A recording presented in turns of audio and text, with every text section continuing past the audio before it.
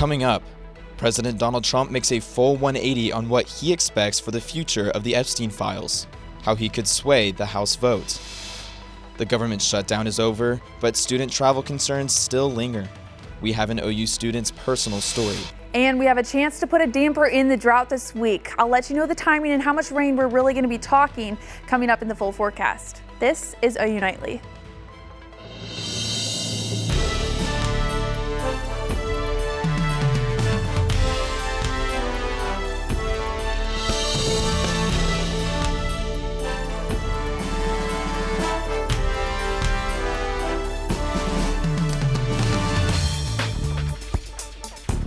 Thanks for watching OU Nightly. I'm Colson Pocock. And I'm Kevin Daniel. It was a record-breaking weekend for Oklahoma weather, so we'll waste no time. Head over to OU Nightly meteorologist Aiden Bruns. Aiden, just how record-breaking was this past weekend?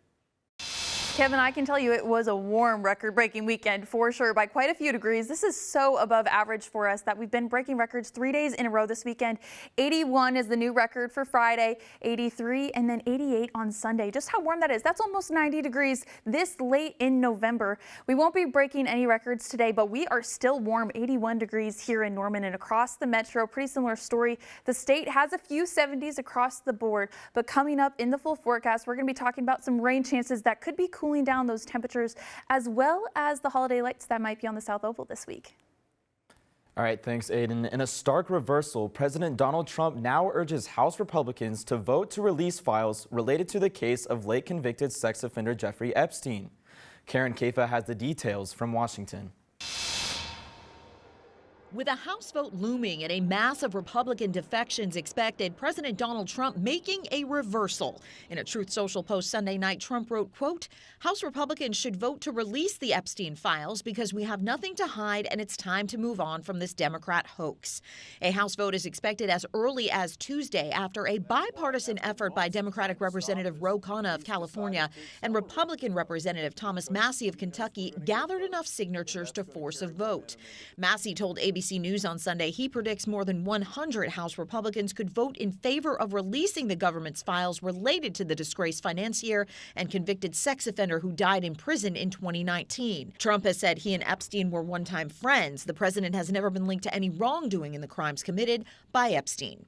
I think we could have a deluge of Republicans. There could be 100 or more. I'm hoping to get a veto-proof majority on this legislation when it comes up for a vote. The effort has prompted a split between Trump and previous close political allies like Massie, who he attacked on social media on Friday, and Georgia Republican Representative Marjorie Taylor Greene, who said Sunday she doesn't understand why the president had been fighting the files release, as she doesn't believe he's done anything wrong. I have no idea what's in the files. I can't even guess, but that is the questions everyone is asking, is why fight this so hard? The House measure would have to pass the Republican-led Senate, and Trump has not said whether he would sign such a bill if it reached his desk. He also could order the release of the documents without Congress.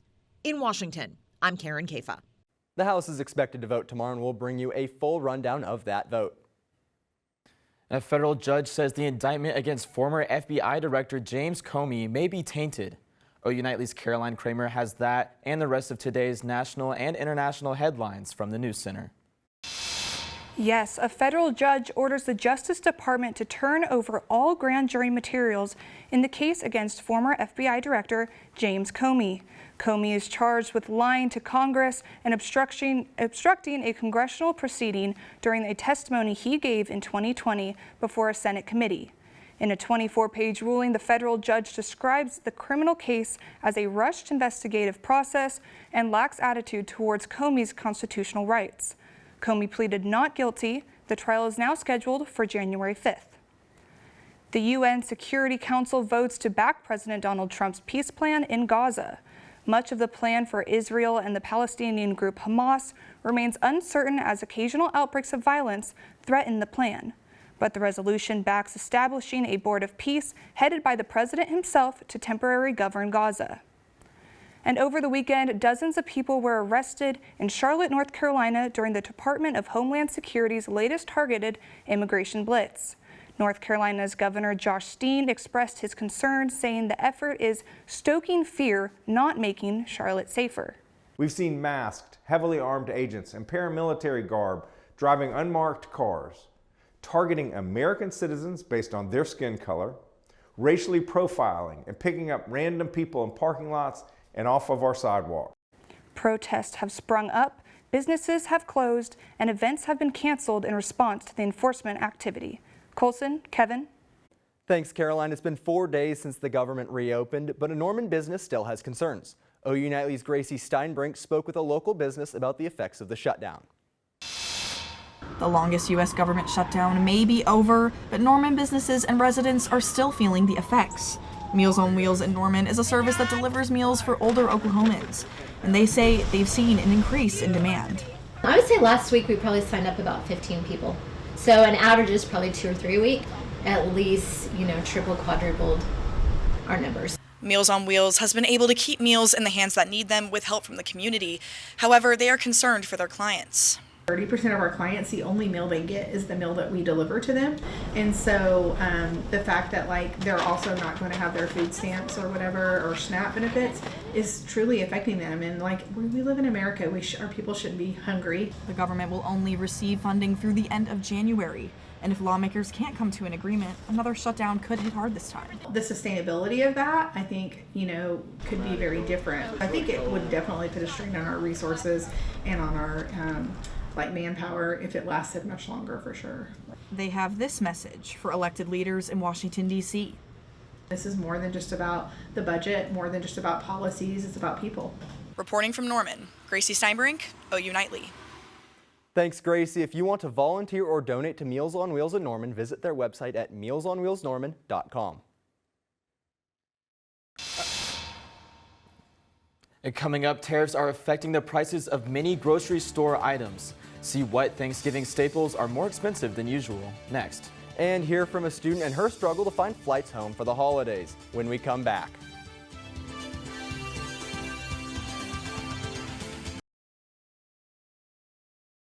Making company Novo Nordisk cuts direct-to-consumer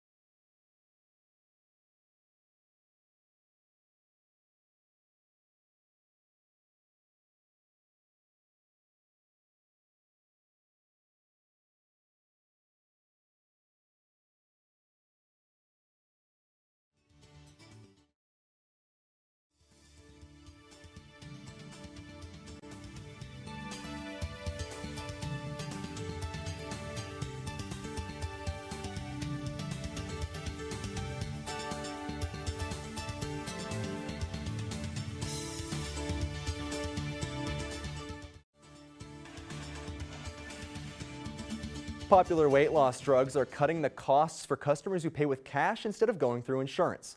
OU Nightly's Madison Dealey has that and more in today's Money Matters. Yes, Kevin, the drug-making company Novo Nordisk cuts direct-to-consumer prices for Wegovy and Ozempic. For existing cash-paying patients, their weight loss drugs will now cost $150 less a month. As for new customers, they can get the first 2 months at a discounted price of $199. The announcement comes days after President Donald Trump strikes a deal with the company to make it easier for Americans to access GLP-1 drugs. With holidays right around the corner, expect less Thanksgiving staples on the table. Average grocery store prices are 3% higher than last year. Popular groceries like potatoes, meats, vegetables, and bakery products are more expensive. Imported wine costs 5 to 12% more because of recent tariffs. Walgreens announces hourly employees will not be paid vacation time. The pharmacy last month announced it was laying off nearly 80 corporate employees after being acquired by Sycamore Partners. Nearly 1,200 stores will soon be closed because of underperformance. Soon, many will be hitting the roads for Thanksgiving. According to Gas Buddy, prices are down to $2.40 a gallon in Oklahoma City. Colson, Kevin. All right, thanks, Madison. The government shutdown is still having major effects on flights. It's also putting some students' travel plans on hold. Reporter Emerson Mays tells us why one international student may not make it home. With the holidays approaching, thousands of travelers are trying to head home, but some plans are now uncertain. The government shutdown is disrupting airports nationwide, and for OU student Pravina Jackson, that could mean missing her first trip home in over 2 years. My dad was buying the tickets, and obviously you hear things and my dad sending me things from Malaysia, from back at home, telling me about the government shutdown. Booking a flight is stressful, but for her, connecting flights and confusing refund rules make getting home this holiday season even harder. There's so many flights involving this, and there's so many exchanges between all those flights, and if you miss one, you're going to miss the other. And this trip is about more than just getting home. After 2 years apart, she'll be with her mom to celebrate her 50th birthday. I'm just putting my faith in God and just hoping that, things work out and that everything is open and everything's available again. For now, she waits, hoping that a government shutdown won't keep her from family moments she's been missing. I'm Emerson Mays, OU Nightly. Thank you, Emerson. Since the shutdown began, more than 2,500 flights have been canceled nationwide amid FAA-mandated cuts. We will keep tracking how the shutdown affects flights and travelers across the country. And coming up, 118 years old may sound old, but Oklahoma, you sure are doing fine. The Sooner State recently celebrated its birthday. More on its rich history when we come back. And you're going to need an umbrella or a rain jacket in your backpack this week. So I'll let you know the timing and how much rain we're talking after the break.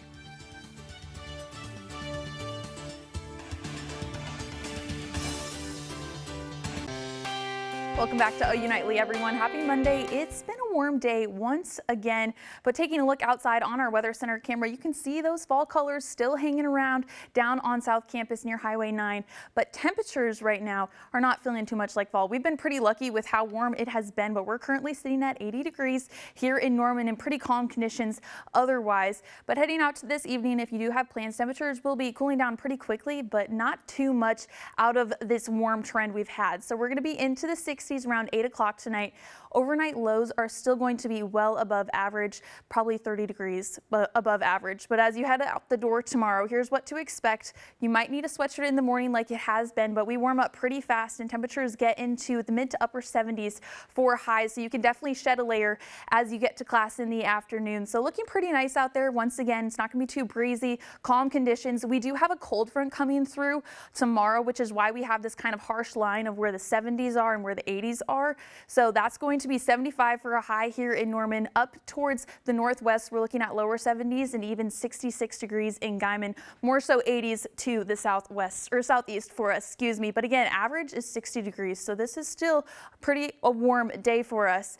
Otherwise, we are looking at the South Oval Series Holiday Lights Extravaganza, I want to call it, for Wednesday. They're gonna have reindeer on the South Oval as well as Santa Claus and some Christmas lights. That's on Wednesday starting at 6 p.m. So if you're heading out there, here's what you can expect. Temperatures are going to be pretty similar again, 60s and 70s for lows as we get into the later evening hours. So you definitely can bring a sweater if you want to feel more of that Christmas spirit. I know it's not even Thanksgiving yet, but something to look forward to with the holidays coming up. But we do have this drought still going on. We've been talking about it all month long, and there's a good chance we're going to finally start to put a damper into it later this week. So we're still going to stay dry. Here's how it looks on Futurecast. A sunny day for us again tomorrow, staying dry. The clouds start to move in a little bit on Wednesday. There's a few slight chances for some showers towards the southeast. Ardmore could get some thunderstorms on Wednesday evening, but Thursday is when we're looking at a little bit more rain for us here in Norman. Starting as you head out the door, you're going to need the umbrella and the rain jacket, and it's going to continue throughout the afternoon. We may get a break around 4 o'clock, 6 o'clock here, But again, a few more showers could be rolling through after that. So lots of rain expected on Thursday for us. How much are we talking? Well, here's just one prediction: about almost 2 inches of rain here in Norman into the later half of this week. So you're definitely going to want to keep an eye on that. We're going to be tracking it also for the chance of flooding. As those rain chances come through, the temperatures do take a dip. So that's some good news if you're looking forward to the holiday lights maybe on Wednesday. It's still going to be warm, but the rain is really what we need at this time, guys. Thanks, Aiden. I know I'm certainly excited to potentially get a free car wash on Thursday. Right? That's what I was going to say. The same thing. I've been putting off my car wash because I've seen the rain in the forecast. But I wouldn't be surprised if I go home and my roommates have written like "wash me" on the car. It's pretty bad. Lots of rain we could use because it's been a long time since we've had it. But happy birthday to the Sooner State that might get some rain this weekend. Yesterday, November 16th, marks Oklahoma's 118th birthday. In 1907, Oklahoma officially became the 46th state of the United States, and it was President Theodore Roosevelt that signed the proclamation, making it official. And coming up, in sports, one Sooner squad traveled to the East Coast and left with a convincing win. And one former Sooner keeps setting records for his pro team. Kevin, a couple of OU football players performed so well against Alabama that the SEC decided to hand them awards for their efforts. I'll have who won what and more next in sports.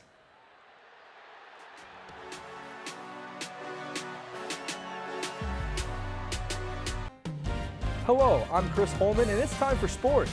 The only time OU football traveled to Tuscaloosa, they took down the Tide 20-13 back in 2003. OU Nightly sports reporter Landon Thomas has more on how the Sooners recreated that performance. Hard to kill. That's the defensive mentality the Sooner locker room has been preaching over the last week as they headed to Tuscaloosa to take on the Crimson Tide, and it absolutely showed out in their 23-21 win. The keys to the game were that the Sooners forced 4 sacks, had 3 takeaways, and it included an 87-yard pick six to cornerback Eli Bowen that helped set up that hard-to-kill mentality the rest of the way. We forced, some big-time turnovers. Sometimes that, when it's said the way it said, it's like, oh, well, if that hadn't happened. Well, it did happen, number one. And number two, we forced them with, great pressure up front. Guys running the ball, hawking at the football. There are several times we didn't get the ball, but if you're paying attention, and really kind of lifting up the hood and looking at it for what it is, man, our guys were attacking the football. Man, we was on his tail for not getting that. We were just having fun, but we just knew we had to get it back. We knew that turnovers are a big part of this game and winning this game, and we just had to make everyone we could. So we knew that not getting that, we had to make a play. We knew what our defense was about. Ever since we got these guys in on the offseason, spring ball, fall camp, it was just haymakers. I said it before, it's just haymakers going back and forth.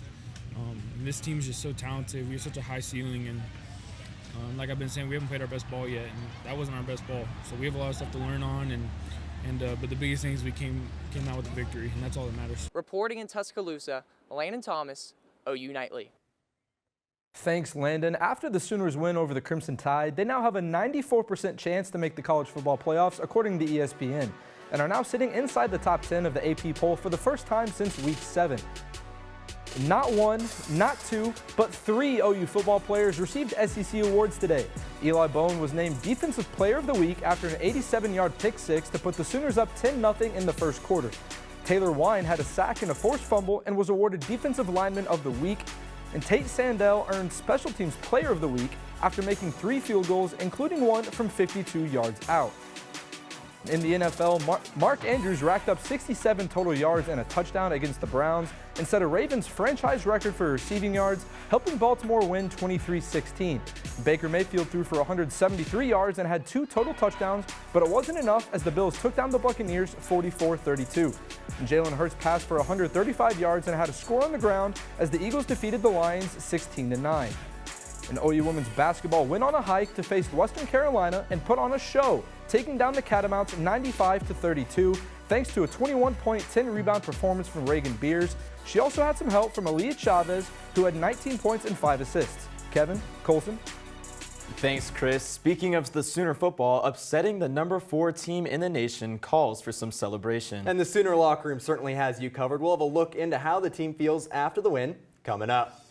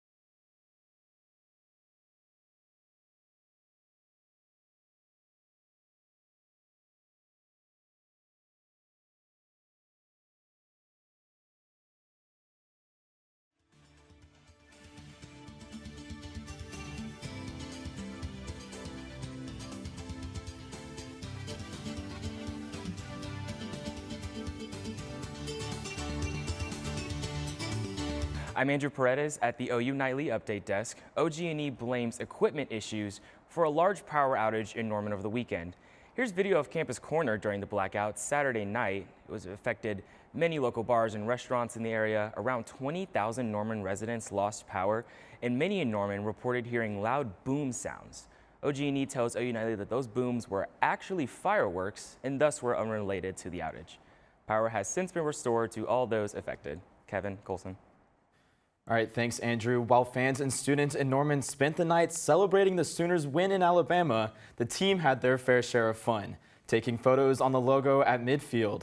Not only that, freshman defensive back Cortland Guillory went live on TikTok from the locker room, showing Brent Venables holding up a large OU chain, as well as just like Stone Cold Steve Austin, opening a can of something. Now, Aiden, I mean, everyone's kind of flying high with these warm weathers, but in your forecast, you kind of alluded to a drop back down with the rain. Yes, absolutely. We're still going to be warm for probably a few more days in the 70s. Probably not going to see 80, hopefully. I'm not a huge fan of the warm weather, but we are going to get closer to those fall-like temperatures with rain coming on Thursday. So that's when the good chance for rain is, and also when those temperatures are going to start cooling down back into the 60s and 50s. I mean, that 59 on Saturday for the 11 a.m. kickoff, I'm happy with that. It might be a little chilly since it's 11 a.m. kickoff, but much more fall-like. You can break a sweatshirt out, jeans, you'll be good. Especially, I've been waiting for an excuse to wear boots and jeans to a game. Yes. It's just like hot day after hot day after hot day. We're finally there. It feels like football season again. Absolutely. Well, thank you for watching OU Nightly. I am Colson Pocock. And I'm Kevin Daniel. Be sure to watch OU Nightly live weekdays at 4:30. Good night.